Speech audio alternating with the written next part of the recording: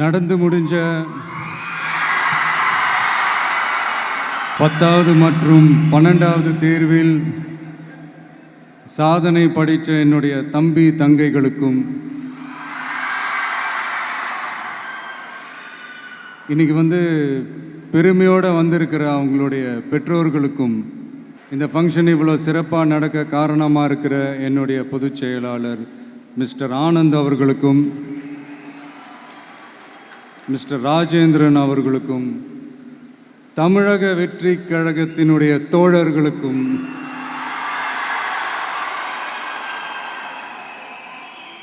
ஏன்னா நீங்கள் தான் இரவு பகல்லாம் பார்க்காம இந்த ஏற்பாடுகள்லாம் இவ்வளோ சிறப்பாக செஞ்சு முடிச்சிருக்கீங்க. மற்றும் என் நெஞ்சில் குடியிருக்கும் என்னுடைய நண்பா நண்பிகள், உங்கள் அனைவருக்கும் என்னுடைய பணிவான வணக்கங்கள். மீண்டும் ஒரு முறை எதிர்கால தமிழகத்தின் இளம் மாணவ மாணவிகளான உங்கள் எல்லாரையும் சந்திக்கிறதுல எனக்கு ரொம்பவே மகிழ்ச்சி. அதாவது இந்த ஒரு பாசிட்டிவ் பவர் இருக்கிறவங்கள பார்க்கும்போது ஆட்டோமேட்டிக்காக ஒரு எனர்ஜி, ஆட்டோமேட்டிக்காக ஒரு கெமிஸ்ட்ரி ஒர்க் அவுட் ஆகும்னு ஒன்று சொல்லுவாங்கள்ல, அது இன்னைக்கு காலையிலேருந்து எனக்கு பயங்கரமாக ஒர்க் அவுட் ஆகிட்டுருக்கு. உங்கள் எல்லாரையும் முகத்தை பார்த்ததுலேருந்து உங்களில் சில பேருக்கு ஒரு கிளியர் பிக்சர் மைண்டில் இருக்கும். அதாவது லைஃப்பில் என்னவா ஆக போகிறோம், சின்னதாக ஒரு கன்ஃபியூஷன் ஏற்படலாம். அவங்க எல்லாருக்குமே நான் சொல்லிக்கிறது என்னென்னா, எல்லா துறையுமே நல்ல துறை தாங்க. நீங்கள் எதை தேர்ந்தெடுக்கிறீங்களோ அதில் உங்களுடைய முழு ஈடுபாட்டோட உங்களுடைய 100% உழைப்பை போட்டிங்கன்னா அது யாராக இருந்தாலுமே வெற்றி நிச்சயம்தான். அதனால் உங்களுக்கு பிடிச்ச துறையை நீங்கள் தேர்ந்தெடுங்க. அதில் இருக்கிற ஆப்ஷன்ஸ் எல்லாம் ஃபஸ்ட்டு தெரிஞ்சுக்கோங்க. உங்கள் பேரண்ட்ஸ் கிட்ட டிஸ்கஸ் பண்ணுங்கள், உங்கள் ஸ்கூல் டீச்சர்ஸ் கிட்ட டிஸ்கஸ் பண்ணுங்கள். இந்த கெரியர் கைடன்ஸ் கொடுக்கறதுக்கெல்லாம் நிறைய பேர் இருக்காங்க, இந்த கெரியர் கவுன்சிலிங் கொடுக்கறதுக்கெல்லாம் நிறைய பேர் இருக்காங்க. அவங்க எல்லாரையும் மீட் பண்ணுங்கள். இந்த மாதிரி ஒரு சந்தர்ப்பத்தில் நான் என்னுடைய ஒரு சின்னதாக ஒரு கெரியர் கைடன்ஸ் உங்ககிட்ட ஷேர் பண்ணணும்னு ஆசைப்பட்றேங்க. பொதுவாக நம்ம ஒரு துறையை தேர்ந்தெடுக்கும் போது அதில் எவ்வளோ டிமாண்ட் இருக்குது அப்படின்றத நம்ம பார்ப்போம் இல்லையா? ஃபார் எக்ஸாம்பிள், உலகத்தரத்தில் டாக்டர்ஸ், இன்ஜினியர்ஸ், லாயர்ஸ்லாம் அதிகமாகவே இருக்காங்க. இங்கே நம்மக்கிட்ட என்ன இல்லை அப்படின்னா, இங்கே நமக்கு எது இன்னும் அதிகமாக தேவைப்படுது அப்படின்னா நல்ல தலைவர்கள்.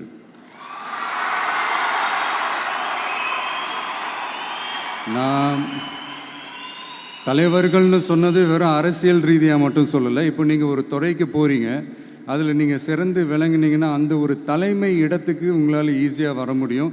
அதைத்தான் நான் சொன்னேன், இன்னும் நமக்கு நிறையா தலைவர்கள் தேவைப்படுறாங்க அப்படின்ட்டு. அது மட்டும் இல்லை, ஃப்யூச்சரில் அரசியலும் ஏன் ஒரு கெரியர் ஆப்ஷனாக வரக்கூடாது, அப்படி வரணுன்றது என்னுடைய விருப்பம். நல்லா படித்தவங்க அரசியலுக்கு வரணுமா வேண்டாமா? உங்களை தான் கேட்குறேன். நல்லா படித்தவங்க அரசியலுக்கு வரணுமா வேண்டாமா? நல்லா படித்தவங்க தலைவர்களாக வரணுமா வேண்டாமா? ஓகே, உங்கள் ஆர்வம் எனக்கு புரியுது. பட் இப்போதைக்கு படிங்க, மீதியெல்லாம் அப்புறம் பார்த்துக்கலாம். அதே மாதிரி நீங்கள் படிக்கும்போதே மறைமுகமாகவே நீங்கள் அரசியலில் ஈடுபட முடியாது. எப்படின்னா, ரொம்ப சிம்பிள். நீங்கள் ஒன்றும் இல்லை, நீங்கள் டெய்லி இந்த நியூஸ் பேப்பர்லாம் படிங்களேன். படிக்க படிக்க உங்களுக்கே தெரியும், ஒரே செய்தியை ஒரு நியூஸ் பேப்பர் ஒரு மாதிரி எழுதுவாங்க, அதே செய்தியை இன்னொரு நியூஸ் பேப்பர் இன்னொரு மாதிரி எழுதுவாங்க. ஒரு செய்தியை ஒரு நியூஸ் பேப்பரில் ஃப்ரண்ட் பேஜில் ஹெட்லைன்ஸில் போடுவாங்க, அதே செய்தியை இன்னொரு நியூஸ் பேப்பரில் கடைசி பக்கத்தில் கூட போட மாட்டாங்க. நீங்கள் நியூஸ் வேறு, ஒப்பீனியன் வேறு, செய்தி வேறு, கருத்து வேறுங்கிறது உங்கள் எல்லாருக்குமே தெரிய வரும். இப்போல்லாம் பார்த்தீங்கன்னா நிறையா இந்த மெயின் ஸ்ட்ரீம் மீடியாவுக்கு ஈக்குவலாக நிறைய இந்த சோஷியல் மீடியா சேனல்ஸ்லாம் இந்த நல்லது கெட்டதுன்னு இந்த ஒப்பீனியன்லாம் க்ரியேட் பண்ணுறாங்கல்ல. அதெல்லாம் நீங்கள் பார்த்தீங்கன்னா ரொம்ப ஈஸியாக ஒரு நல்லதை கெட்டதாகவும், கெட்டதும் நல்லதாகவும், நல்லவங்கள கெட்டவங்க மாதிரியும், கெட்டவங்கள நல்லவங்க மாதிரி இந்த மாதிரி புரணி பேசி ப்ரொஜெக்ட் பண்ணுறதெல்லாம் இந்த மீடியா, சோஷியல் மீடியாலலாம் நம்ம பார்க்குறோம் இல்லையா? நீங்கள் எல்லாமே பாருங்கள், நீங்கள் எல்லாமே படிங்க, பட் எது உண்மை பொய்ன்னு மட்டும் அனலைஸ் பண்ண மட்டும் கற்றுக்கங்க. அப்போ தான் இங்கே உண்மையிலே நம்ம நாட்டில் என்ன பிரச்சனை, நாட்டோட மக்களுக்கு என்ன பிரச்சனை, இந்த சமூக தீமைகள் பற்றிலாம் உங்களுக்கு தெரிய வரும். அது தெரிஞ்சுக்கிட்டாலே இந்த ஒரு சில அரசியல் கட்சிகள் செய்கிற இந்த பொய்யான பிரச்சாரங்களை எல்லாம் நம்பாமல் எது கரெக்டு, எது தப்பு, எது உண்மை பொய்ன்னு இதை அனலைஸ் பண்ணி பார்த்துட்டு நல்ல தலைவர்களை தேர்ந்தெடுக்கக்கூடிய ஒரு விசாலமான ஒரு உலக பார்வை உங்களால் வளர்த்துக்க முடியும்.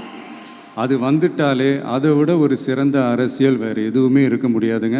அதை விட நம்ம நாட்டோட வளர்ச்சிக்கு நீங்கள் செய்ய போகிற அந்த பங்களிப்பு வேறு எதுவுமே இருக்க முடியாது. ஃபைனலாக ஒரே ஒரு சின்ன விஷயம், friendship ads fragrance to life. அதில் எந்த மாற்று கருத்துமே கிடையாது. ஒரு கட்டத்துக்கு அப்புறம் பேரண்ட்ஸுக்கு அடுத்தபடியாக, இன்னும் சொல்லப்போனால் பேரண்ட்ஸை விட அதிகமாக நண்பர்களோட டைம் ஸ்பெண்ட் பண்ணக்கூடிய அந்த ஒரு சூழ்நிலை ஏற்படும். அதனால் நல்ல நண்பர்களை தேர்ந்தெடுங்க. நீங்கள் கேட்கலாம், நட்புன்றது அதுவாக அமையிறது தானே, நாம் எப்படி சூஸ் பண்ண முடியும்னு. அது ஒரு விதத்தில் கரெக்டு தான். அதனால் நான் கொஞ்சம் வேறு மாதிரி சொல்கிறேன். இப்போது உங்களுடைய இந்த நட்பு வட்டாரத்தில் இப்போ ஏதோ ஒரு விஷயம் தப்பாக இருக்குது அப்படின்னா, இப்போது அதில் சில பேர் இந்த தவறான பழக்கங்களில் ஈடுபட்டிருந்தாங்கன்னா முடிஞ்சால் அவங்கள நல்வழிப்படுத்த பாருங்கள்.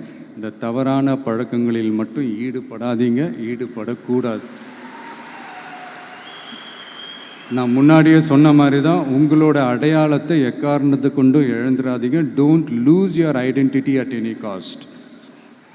இது நான் ஏன் இவ்வளோ வலியுறுத்தி சொல்கிறேன்னா, இப்போ ரீசெண்ட் டைமில் நீங்கள் பார்த்தீங்கன்னா நம்ம தமிழ்நாட்டில் இந்த போதை பொருட்களுடைய இந்த பயன்பாடு அதெல்லாம் வந்து முக்கியமாக யங்ஸ்டர்ஸ் மத்தியில் ரொம்பவே அதிகமாகிருச்சு.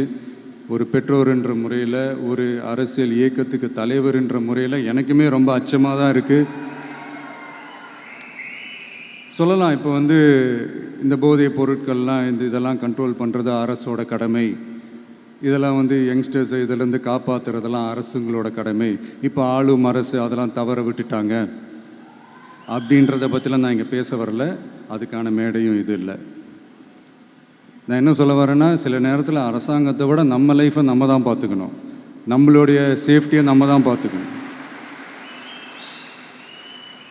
ஸோ உங்களுடைய செல்ஃப் கண்ட்ரோல், உங்களுடைய செல்ஃப் டிசிப்ளின் அது மட்டுமே வளர்த்துக்கோங்க.